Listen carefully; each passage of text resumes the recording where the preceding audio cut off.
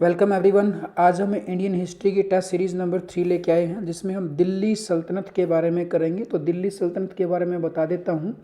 1191-92 में तराइन के युद्ध हुए। तराइन का प्रथम, तराइन का दूसरा युद्ध हुआ। इस युद्ध में जो है मोहम्मद गोरी और पृथ्वीराज चौहान दोनों एक दूसरे के आमने सामने होते हैं, और पहले युद्ध में पृथ्वीराज चौहान तृतीय की जीत होती है, दूसरे युद्ध में उनकी हार हो जाती है। और जिस हार के कारण भारत की गद्दी पर, ठीक है, जिस हार के कारण भारत की गद्दी पर मुस्लिम साम्राज्य की स्थापना होती है, और उस समय राजा बैठते थे दिल्ली की गद्दी पर। तो दिल्ली की गद्दी पर ऐसे 5 वंश हुए हैं। पहला है दास वंश, दूसरा है हमारा तुगलक वंश, खिलजी वंश, तीसरा है हमारा तुगलक वंश, चौथा है हमारा सैयद वंश, और पांचवा है हमारा लोधी वंश।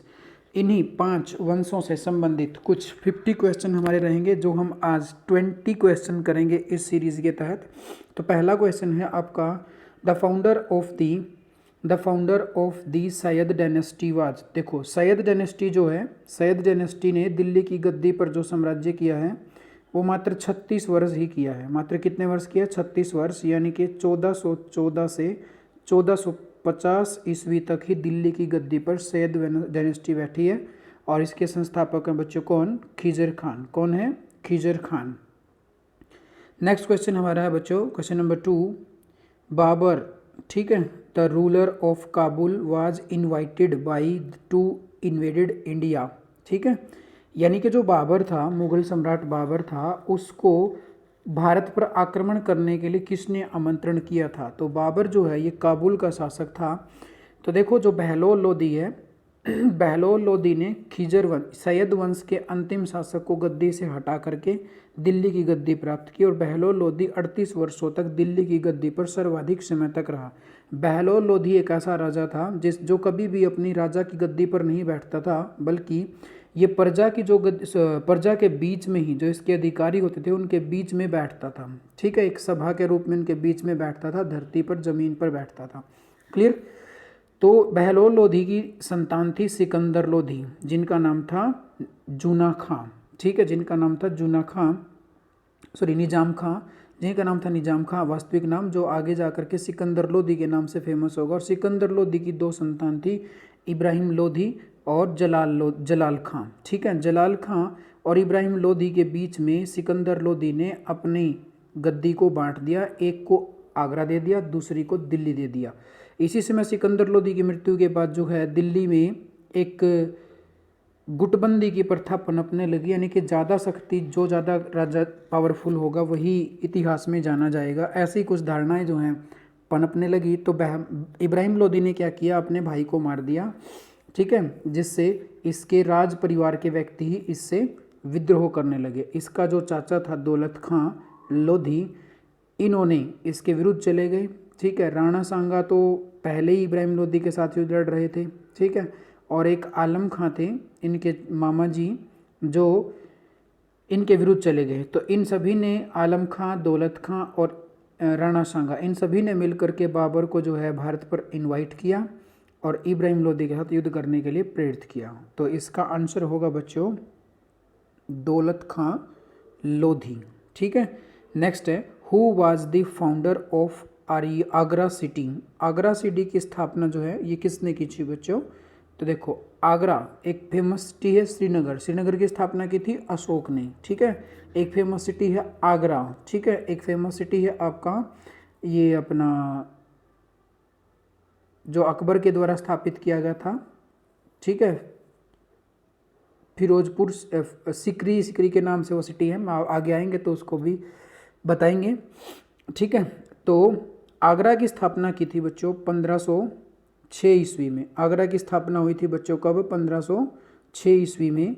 ये स्थापना की थी 1506 ईस्वी में इब्राहिम लोधी के पिता सिकंदर लोधी के द्वारा। इब्राहिम लोधी के पिता सिकंदर लोधी के द्वारा 1506 ईस्वी में आगरा को राजधानी बनाया गया।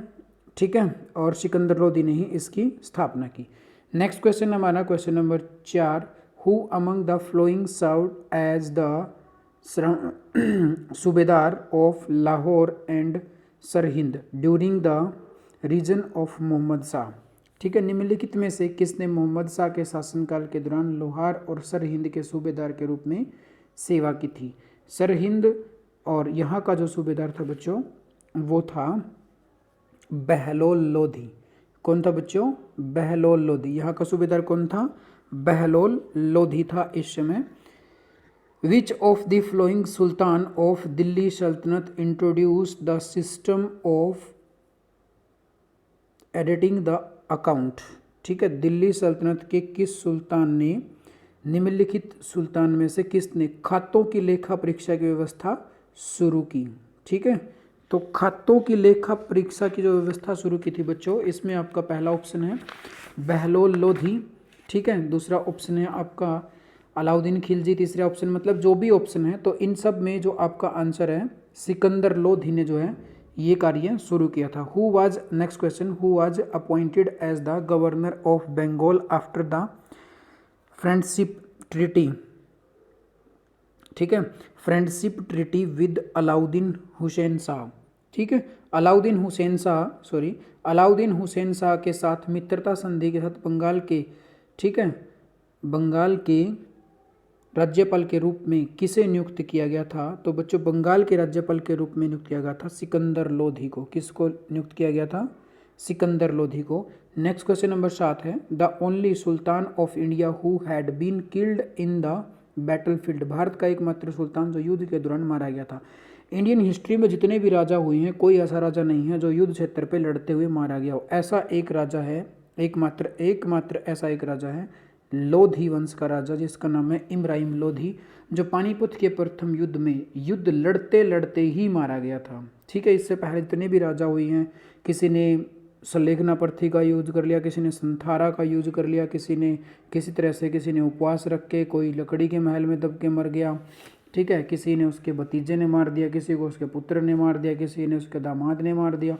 इस तरह की घटनाएं चलती रहेंगी इंडियन हिस्ट्री में, लेकिन एक पहला राजा इब्राहिम लोधी है जो युद्ध स्थल पर मारा गया था। ठीक है बच्चों, विच सुल्तान ऑफ दिल्ली सल्तनत broke the sacred image of Jwalamukhi temple at Nagarkot and the temples of था टू बी डिस्ट्रॉयड। दिल्ली सल्तनत के सुल्तान ने नागरकोट के ज्वालामुखी मंदिर की पवित्र छवियों को तोड़ दिया और मथुरा के मंदिरों को नष्ट करने का आदेश दिया। तो बच्चों जो ये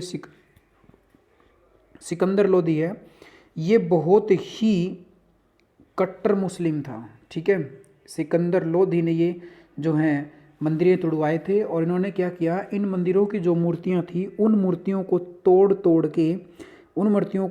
के इसने क्या किया, जो इनकी मस्जिद होती थी उनकी सीढ़ियों में लगवा दिया था, ताकि जो हिंदू होते थे उनकी अवधारणा बने कि हमारा देवता इनके देवता के पैरों में रहता है। ये इसकी ऐसी धारणाएं थी ताकि ज़्यादा से ज़्यादा लोगों को हिंदू से मुस्लिम में कन्वर्ट कर सके। और ऐसे ही फिरोज शाह तुगलक आएगा, जिसने हरियाणा के गोहाना में मंदिरों को तोड़वाया था। ठीक है, नेक्स्ट क्वेश्चन पे चलते हैं।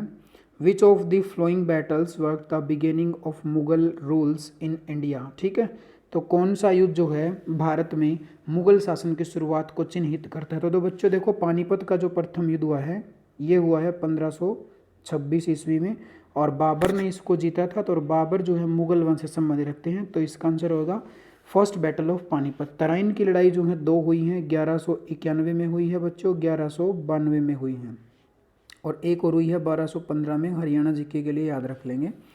ठीक है, तराइन की लड़ाई। वैसे तो आपके पेपर में 1191 और 1192 ही बहुत बार पूछता है। नेक्स्ट क्वेश्चन है आपका बैटल ऑफ खनवा, जो ये 1527 ईस्वी में हुआ था। तो इसका राइट आंसर रहेगा आपका फर्स्ट बैटल ऑफ पानीपत।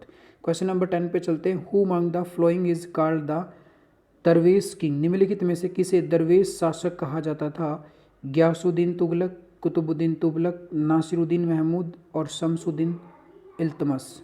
ठीक है, शमसुद्दीन अल्तमस। तो गयासुद्दीन तुगलक जो है इसका वास्तविक नाम गाजी मलिक था। कुतुबुद्दीन ऐबक जो है ये मोहम्मद गौरी का दास था। और नासिरुद्दीन महमूद, ठीक है, ये कुतुबुद्दीन के बाद इल्तुतमिश बना, उसके बाद बना अपना ये इल्तुतमिश के बाद रजिया सुल्तान बनी, रजिया सुल्तान के बाद उसके भाई बने, उनमें से नासिरुद्दीन महमूद का नाम भी आता है। और दरवेश ये एक ऐसा राजा था जो तो टोपी बना करके अपना जीवन निर्वाह करता था, या फिर स्त्रियों के वस्त्र पहन करके दरबार लगाता था। ठीक है, तो नासिरुद्दीन महमूद इसका राइट आंसर रहेगा बच्चों, नासिरुद्दीन महमूद। ठीक है, 20 वर्ष तक इसने शासन किया है, 20 वर्ष तक इसका प्रधानमंत्री बन रहा है, जो आगे जा करके शासक बनेगा। नेक्स्ट क्वेश्चन नंबर 11 पे हम चलते हैं। Which loan were given advanced to dig well and to be seed. कुएं खोदने और बीज खरीदने के लिए कौन से ऋण अग्रिम रूप में प्रदान किए जाते थे। बच्चों देखो, जजिया जो है ये एक इस प्रकार का कर होता था जो हिंदुओं से लिया जाता था, ठीक है, जो गैर मुस्लिम लोग थे उनसे एक प्रकार का धार्मिक कर होता था। तो इसका आंसर होगा बच्चों सौंधर। क्या आंसर होगा? सौंधर इसका आंसर होगा, जो कुआं खोदने के लिए और बीज खरीदने के लिए दिया जाता था। नेक्स्ट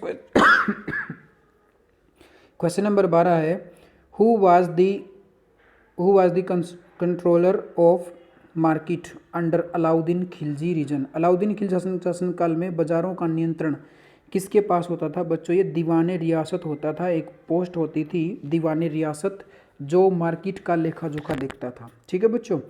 नेक्स्ट क्वेश्चन है आपका, विच रूल ऑफ दिल्ली सल्तनत who called as itself Khalifa.